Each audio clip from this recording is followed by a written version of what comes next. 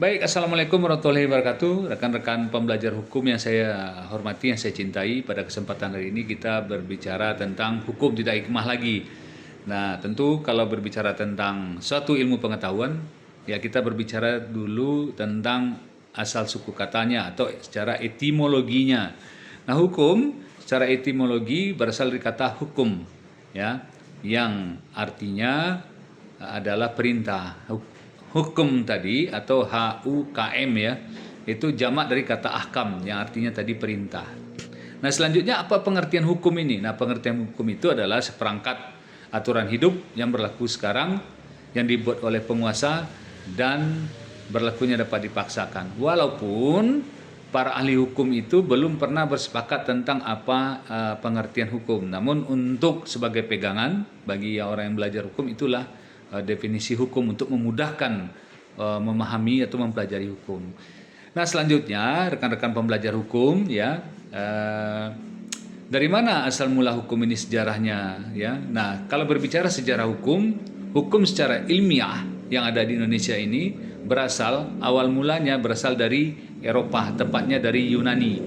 Nah, namun pertanyaannya, apakah di Asia tidak ada hukum? Nah, di Asia juga ada hukum, namun tidak berkembang secara ilmiah atau tertulis sebagaimana yang ada di Eropa. Nah, pertanyaan berikutnya, kok bisa begitu? Ya, karena memang tipologi masyarakat yang ada di Asia dengan yang ada di Eropa itu berbeda sekali. Kalau di Asia, di Indonesia, di Jepang, di Cina, dan seterusnya ya, itu penyelesaian masalah itu dengan musyawarah, dengan mufakat, atau dia lakukan pertemuan untuk mencari solusi terhadap satu persoalan.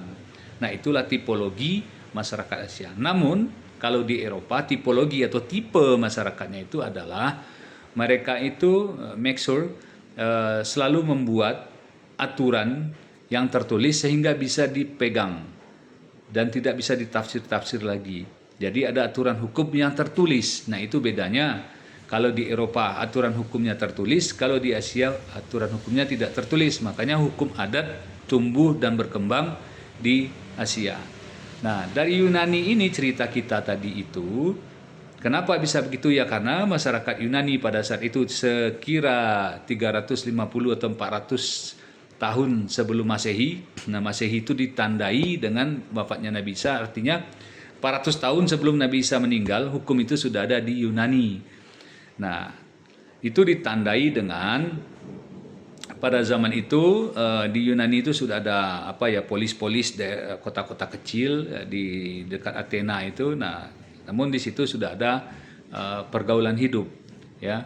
Nah, makanya ada adagium hukum itu menyatakan iubi societas ibi ius, di mana ada masyarakat di situ ada hukum.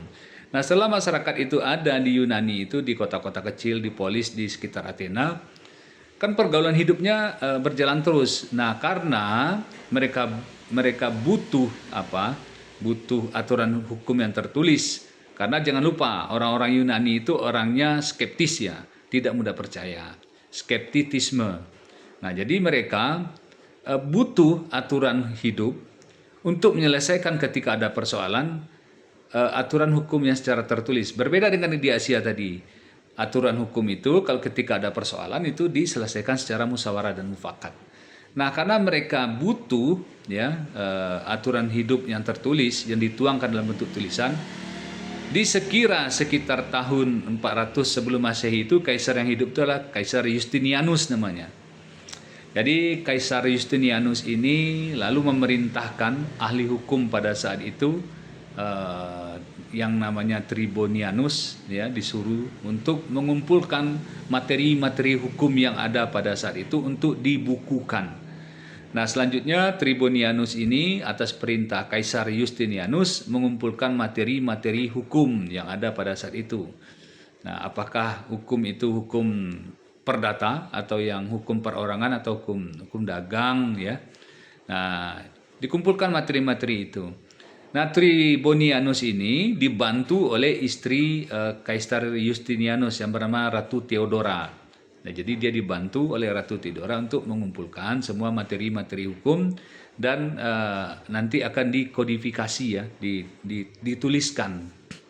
Walaupun nanti ada lagi kisah tersendiri lah. Akhirnya adalah cinlok ya kata orang sekarang antara Tribonianus tadi ya, ahli hukum tadi, dengan Ratu Theodora karena sering berdua-dua, akhirnya ada cinlok namanya ya. Nanti tapi kita tinggalkan itu. Nah, jadi intinya Ratu Theodora bersama Tribonianus atas perintah Kaisar Justinianus mengumpulkan materi-materi hukum.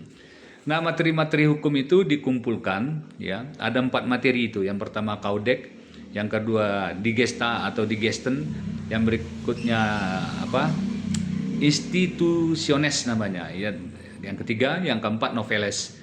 Jadi materi 4 inilah yang dikumpulkan. Lalu apa itu Codex? Codex itu adalah putusan-putusan hakim sebelum Kaisar Justinianus yang memerintah pada saat itu. Itu Codex namanya. Nah, berikutnya ada Digesten tadi atau Digesta. Digesta itu adalah pendapat para ahli hukum. Nah, jadi pendapat-pendapat para ahli hukum dikumpulkan oleh Tribonianus dan Ratu Theodora tadi. Dan berikutnya Institutiones. Institutiones ini apa? Yaitu adalah pembelajar-pembelajar atau peneliti-peneliti hukum pada saat itu yang pendapat-pendapat mereka dikumpulkan. Lalu yang terakhir adalah Noveles. Noveles itu adalah putusan Kaisar Justinianus itu sendiri. Jadi keempat elemen ini mulai dari Codex, Digesten atau Digesta, Institutiones, dan berikutnya Noveles digabungkan menjadi satu kitab. Nah, inilah mahakarya manusia dalam ilmu hukum berdasarkan data ilmiah ya. Menjadi kitab hukum yang pertama yang disebut dengan Corpus Iuris Civilis. Sekali lagi, Corpus Iuris Civilis. Inilah kitab hukum yang pertama yang mengatur pergaulan hidup masyarakat pada saat itu di Kekaisaran Yunani. Nah, berikutnya singkat cerita, ketika Yunani diinvasi oleh Kekaisaran Roma, akhirnya Kekaisaran Roma menguasai Yunani. Nah, karena mereka menguasai Yunani, akhirnya kitab hukum tadi, Corpus Iuris Civilis tadi diambil oleh Kekaisaran Romawi dan diberlakukan oleh di Romawi. Nah, Romawi itu tidak hanya di Eropa tapi juga di Asia seperti di Turki ya. Nah, setelah Corpus Iuris Civilis ini diberlakukan di Kekaisaran Romawi, berikutnya Romawi kan juga menjajah Perancis. Jadi kitab hukum tadi di samping diberlakukan di daerah kekuasaannya, juga diberlakukan di daerah jajahannya. Namun ketika Corpus Iuris Civilis atau kitab hukum pertama mahakarya manusia tadi secara ilmiah ya menjadi kitab hukum pertama dibawa ke Perancis, namun diganti nama di Perancis menjadi Kode Sipil atau Kode Napoleon. Nah, berikutnya karena Prancis juga menjajah Belanda, kitab hukum ini Kode Sipil dan Kode Napoleon tadi juga diberlakukan di Belanda. Dibawa oleh Prancis, berganti nama menjadi Burgerlijk Wetboek atau BW. Kalau pembelajar hukum pasti sudah tahu lah ya. Nah, berikutnya karena Belanda juga menjajah Indonesia, nah Burgerlijk Wetboek atau BW tadi juga dibawa oleh Belanda dan diberlakukan di Indonesia atau di Nusantara terkait dengan kitab undang-undang hukum perdata ya. Jadi BW tadi dibawa ke Indonesia menjadi hukum perdata atau yang kita kenal sekarang dengan kata KUHP.